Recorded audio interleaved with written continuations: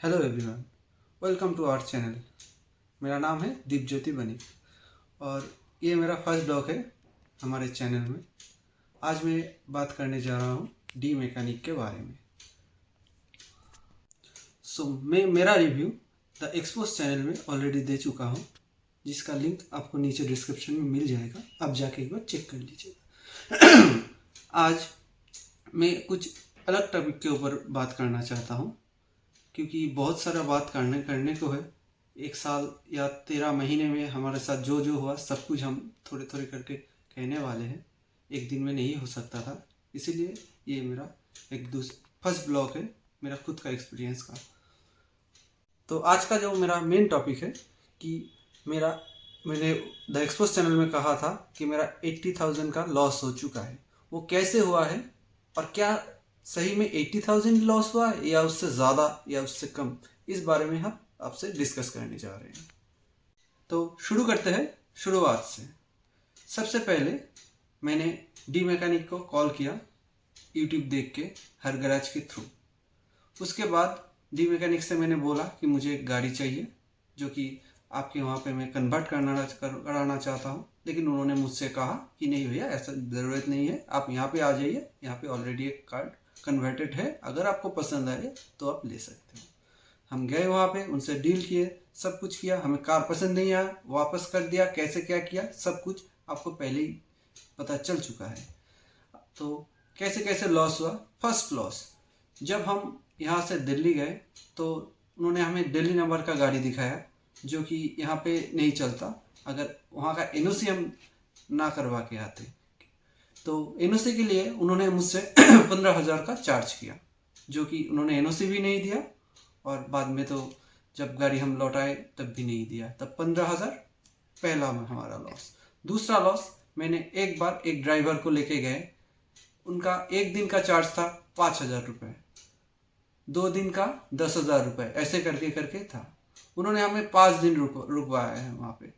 मेरा दोस्त था जिस वजह से मैंने उसको सिर्फ 10,000 ही दिया, 5 दिन का भी 10,000 ही दिया।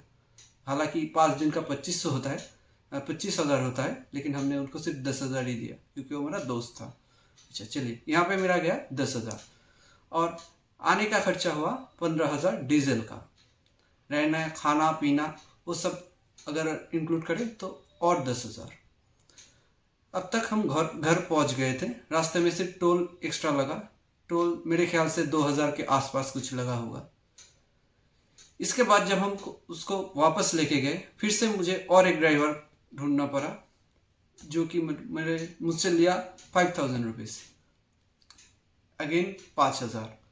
उसके बाद जब हम आए, ट्रेन से आए, खाना खाए, वहाँ पे होटल में कुछ देर के लिए रुके, वो सब अगर मिला जुला के हम बोले तो और 5,000 रुपये मेरा ज़्यादा गया। और जाने के टाइम डीजल का और 15,000 प्लस टोल टैक्स 2 से 2,500 रुपये, ये हुआ पूरा खर्चा। और वहाँ पे जाने के बाद जब उन्होंने कहा कि आपका सस्पेंशन ख़राब है, तो हमने उनसे कहा था कि आपका 1 साल का वारंटी रहता है, तो अगर ख़राब होगा तो आपकी ज़िम्मेदारी है। उन्होंने कहा नहीं भैया, अगर आप गड्ढे से चलाते हो तो हमारी जिम्मेदारी नहीं है। पता नहीं उसका मतलब क्या है, तो हम वैसे ही उनको दे दिए। उन्होंने हमसे 10,000 फिर से चार्ज किया और गाड़ी को आने और ले जाने के लिए 3,000 किलोमीटर चलाना पड़ा। उसके वजह से उन्होंने 30,000 और हमसे डिप्रिशिएट कर दिए।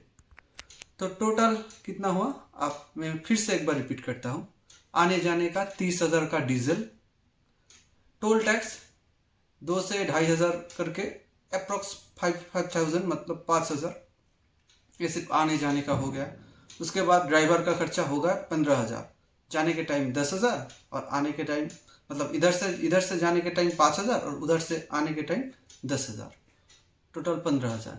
और इसके अलावा फूडिंग, रहना, जो भी आप सोचो, आप खुद ही सोच सकोगे कि 5 दिन का रहना खाने पीने का कितना खर्चा होता है और 1 दिन का कितना होता है। तो वहाँ पे 5 दिन और यहाँ पे 1 दिन, टोटल 6 दिन का अलग से खर्चा।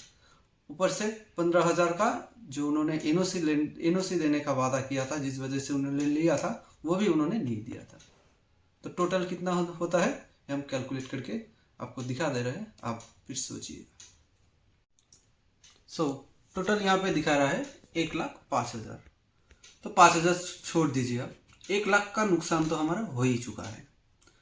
तो मुझे नहीं मालूम और कितने लोगों के साथ ऐसा हो चुका है या होने वाला है, बट द एक्सपोज चैनल में मैंने कुछ लोगों के साथ ऐसा होते हुए देखा है, जो कि क्लेम करता है कि उनका 2 लाख, किसी का 2.5 लाख रुपए तक लॉस हुआ है डी मैकेनिक के वजह से। तो अगर अब आप खुद ही सोचो कि एक गाड़ी लेते वक्त आपका 1 लाख या 2 लाख या 2.5 लाख जो भी अमाउंट हो, वो अगर आपको लॉस होता है तो ऐसी जगह जाना क्यों है, ऐसे डील करना क्यों है? अच्छा है, सबके लिए यही अच्छा है कि हम दूर से उन्हें देखें, दूर से ही उन्हें फॉलो करें, उनके पास ना जाए और उनसे कोई डील ना ले। मेरा आप सबसे यही विनती है, अगर आप खुद का अच्छा चाहते हो तो उनसे ऐसा कोई भी डील ना ले। या तो अगर आपके पास एक पुराना या ओल्ड स्कॉर्पियो है या कोई भी पुरानी गाड़ी है, तो हम चाहते हैं कि आप उसी को चलाएं, या कभी अगर आपको लगे कि उसको एक्सचेंज करना है तो एक्सचेंज करके नया लें।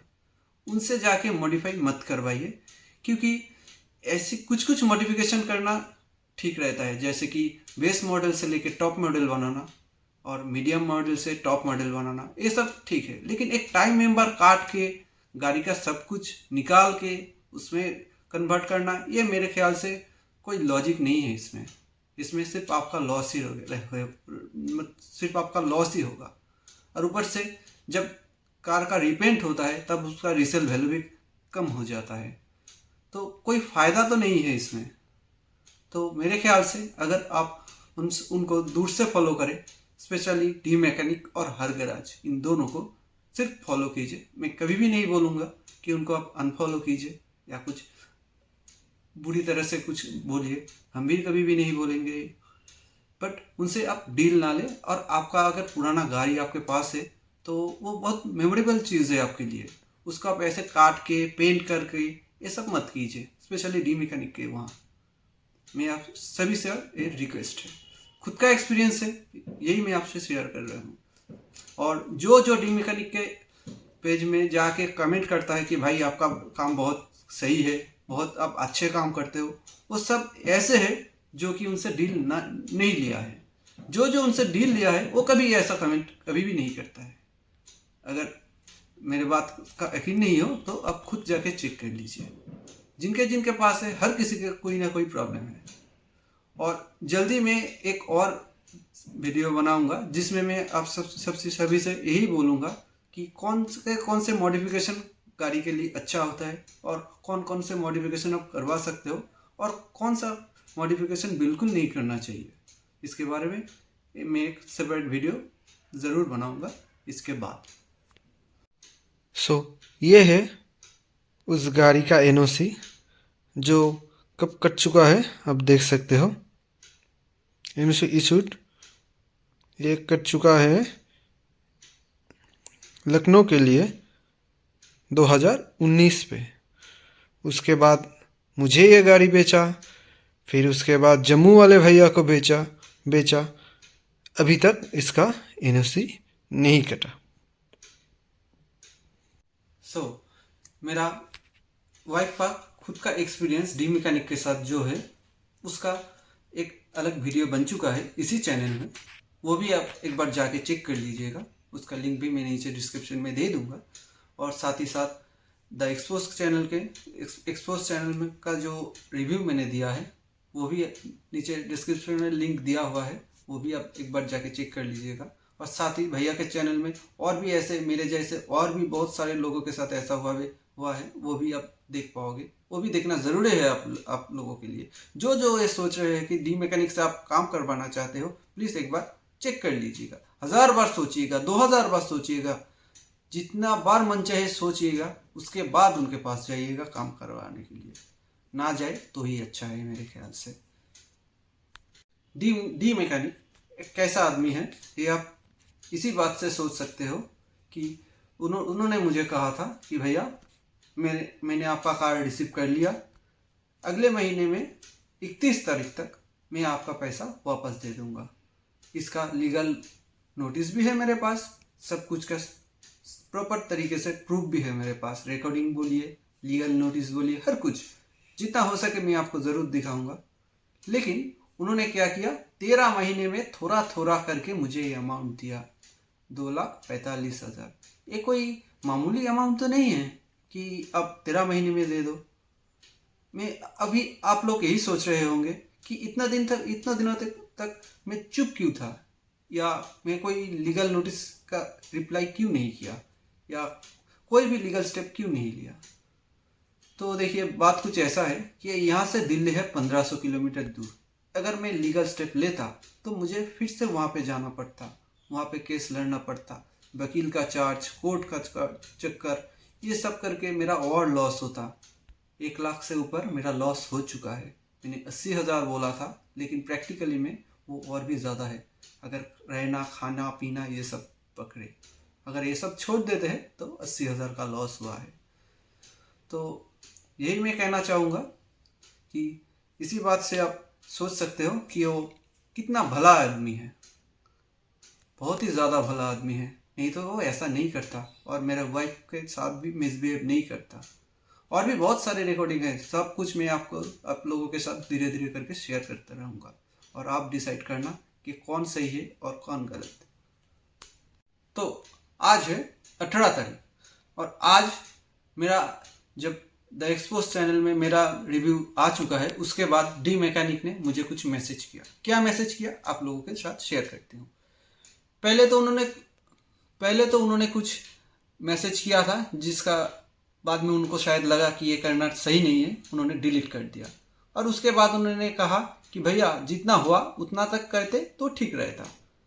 तो दोस्तों, आप लोग मुझे बताओ, जो मैं प्रूफ अभी तक दे चुका हूँ और जो बात आपसे कह चुका हूँ, इसमें सब कुछ का प्रूफ तो है, या मैं खुद से झूठ बोल सकता हूँ, लेकिन मेरा प्रूफ तो झूठ नहीं बोलेगा।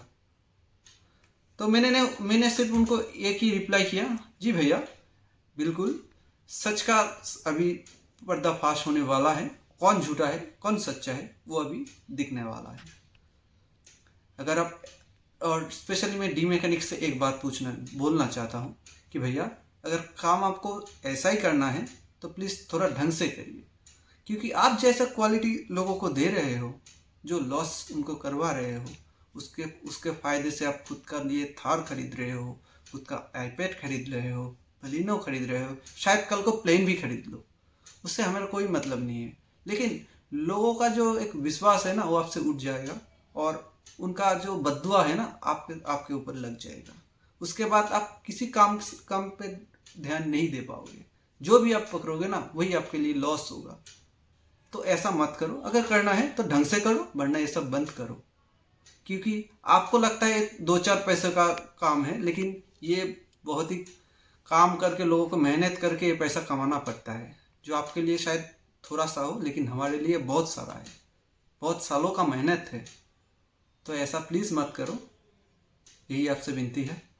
और बाकी व्यूअर्स, आपसे मैं यही बोलना चाहता हूँ, जो भी आपका ठीक लगे, अगर आपको ये लगा, कभी भी लगे कि मैं झूठ बोल रहा हूँ, नीचे कमेंट में बोलिए जो भी बोलना है। अगर लगे कि मैं सही बोल रहा हूँ, वो भी नीचे ज़रूर बोलिए। और डी मैकेनिक इसके बाद कुछ ना कुछ बोलेंगे, मुझे पता है। उसके बारे में भी बाद में बात करेंगे, जब उनका रिप्लाई आएगा तब। हालांकि हम उनसे कुछ बात करना नहीं चाहते हैं, क्योंकि उसके जैसा इंसान का साया पड़ना भी मेरे लिए बहुत ख़राब चीज़ है। तो क्या करें, अभी जो होना था तो हो चुका है, अभी कुछ कर नहीं सकते। और एक बात, मैं ऐसा कुछ बोलना नहीं चाहता था, और इसके टॉपिक में मैं यूट्यूब में मैं बात भी नहीं करना चाहता था, लेकिन सिचुएशन ऐसा है 13 महीने तक इतना टॉर्चर हमें झेलना पड़ा, इतना सारा बातें हमें सुनना पड़ा। हमारे पैसे लेके वो और गाड़ी खरीदता था और हमें पैसा नहीं देता था। और एक लोग के लिए मैं स्पेशली कुछ कहना चाहता हूँ। ये जो गाड़ी हमने लिया था DL7C K3597, ये है गाड़ी का नंबर, जो पहले चला था ध्रुव अरोड़ा। उसके बाद इन्होंने इसको सेल कर दिया यूपी में। उसका एनओसी भी है मेरे पास, मैं आपको लोगों को शेयर कर दूंगा। वो लखनऊ में बिका था। उसके बाद वो उनसे वापस ले लिया, वापस तो नहीं लिया, मतलब उन कुछ प्रॉब्लम की वजह से डीमैकेनिक को वापस कर दिया। उसके बाद वो मिला हमें, और हमें मिलने के बाद वो किसी ऑस्ट्रेलिया के रहने वाला किसी भैया को उन्होंने बेचा जम्मू में। उस जम्मू वाले भैया ने जब कार उनसे लेके जा रहे थे तब मेरे मोबाइल में मैसेज आया था, क्योंकि टोल टैक्स कटा था। तब तक मेरा फास्टैग ऑन था, जिस वजह से उसका प्रूफ भी है मेरे पास मैसेज आया कि दिल्ली से अभी गाड़ी बाहर निकल चुका है। रास्ते में कुछ देर जाते ही उनका गाड़ी खराब हो चुका था, जिस वजह से उनको फिर से वापस लाना पड़ा डी मैकेनिक के पास। उसका प्रूफ भी मेरे पास है, क्योंकि टोल का फिर से पैसा कटा था। तो कब गया कब लाया, उस एक ही दिन में आया। उसका भी डिटेल्स मैं आप लोगों के साथ शेयर कर दूंगा, आप चेक कर लीजिएगा। तो उसमें क्या क्या प्रॉब्लम था, एसी का इशू था, सेंट्रल लॉक का इशू था, पावर विंडो का इशू था, इंजन ओवरहीट का इशू था, कलर का इशू था। इतना सारा इशू था जो भैया ने कुछ देर में ही पता चल चुका था उनका, कुछ घंटे में, इसलिए उन्होंने वो वापस कर दिया था। बाद में डी मैकेनिक को उस प्रॉब्लम को सॉल्व करके उनके पास वापस ले गया। उनको पूरा पेमेंट मिल चुका था उस गाड़ी का। हमारे पास 375 में हमें दिया था, और उस भैया को 315 में दिया था, ऐसा कुछ उन्होंने कहा था। शायद उससे ज़्यादा में ही दिया, ऐसा किया। उसके बाद वो जो भैया है जो जम्मू के रहने वाला, जो कि ऑस्ट्रेलिया से जम्मू के रहने वाला है, उधर वो भैया मेरे वीडियो को देख रहा है, तो आप नीचे प्लीज़ कमेंट करके ये बताइएगा कि आपका गाड़ी का कंडीशन अभी क्या है। क्या आपको उन्होंने अभी तक एनओसी दिया है? क्योंकि मैं जहाँ तक मुझे पता है, मैं कुछ देर पहले एक बार चेक किया था, तो अभी तक उसका एनओसी इशू नहीं हुआ है। तो ज़िंदगी भर आपको एनओसी मिल पाएगा उनसे? आप ज़रा सोच के बताइएगा, और हुआ है तो आपके साथ क्या क्या हुआ है वो भी प्लीज़ एक बार बताइएगा। ये है उसका प्रूफ, जो जिस दिन जम्मू वाले भैया वहाँ से गाड़ी लेके गए उसी दिन वापस भी लाए। तो दोस्तों, 2 दिन पहले मैंने डी मैकेनिक के चैनल पे एक चीज़ नोटिस किया कि कोई है जो उनके साथ पार्टनरशिप करना चाहता है। उनका थंबनेल कुछ ऐसा था कि मेरा वर्कशॉप कहीं और जाने वाला है, नया वर्कशॉप होने वाला है। तो जो भैया उनके साथ डील करना चाहते हो, ज़रा सोच समझ कर करिएगा, क्योंकि 2,45,000 देने में उनको 13 महीने लग गया, जबकि वो 1 महीने में देना था। तो आपके साथ वो जब पार्टनरशिप करेगा, आपके साथ बिजनेस करेगा, तो क्या वो आपके लिए सही रहेगा? जो आपसे वादा करेगा क्या वो करेगा? या मतलब आप समझ रहे हो हम क्या बोलने की कोशिश कर रहे हैं, कि आपका पैसा डूब ना जाए। उन पे आप इतना भरोसे कर रहा हो तो थोड़ा सोच समझ के भरोसा उन पे कीजिएगा। और हमारे बंगाली में एक कहावत है कि पगला गुरु को कभी भंगा बेरा मत दिखाओ। इसका मतलब कुछ ऐसा है, कोई भी पागल गाय को आप टूटी फूटी जगह मत दिखाइए। उससे क्या होता है कि वो जगह पूरा बर्बाद कर देता है। तो आप जो करने जा रहे हो वो कुछ ऐसा ही है। तो मेरे ख्याल से आप 1000 बार सोच लीजिए उनके साथ डील करने से पहले, उनके साथ पार्टनरशिप करने से पहले या उनके साथ बिजनेस करने से पहले।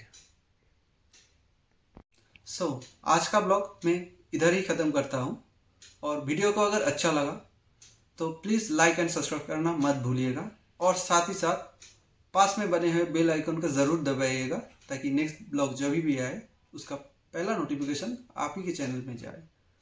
तो चलते हैं, गुड नाइट, अपना ख्याल रखिएगा, और वीडियो को देखने के लिए थैंक यू।